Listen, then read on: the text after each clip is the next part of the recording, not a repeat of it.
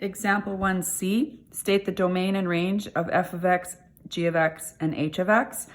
So it's easier to look at the graph. You have a linear function.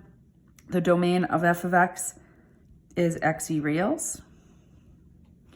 G of x is my parabola here. The domain is xe reals again, because it's all real numbers. And h of x also includes all of the x values.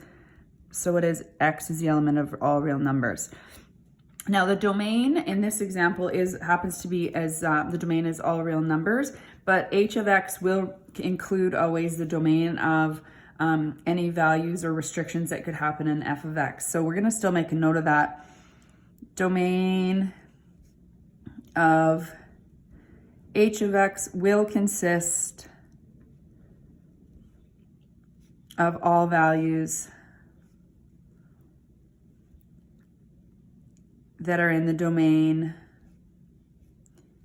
of h of x. Let's look at the range.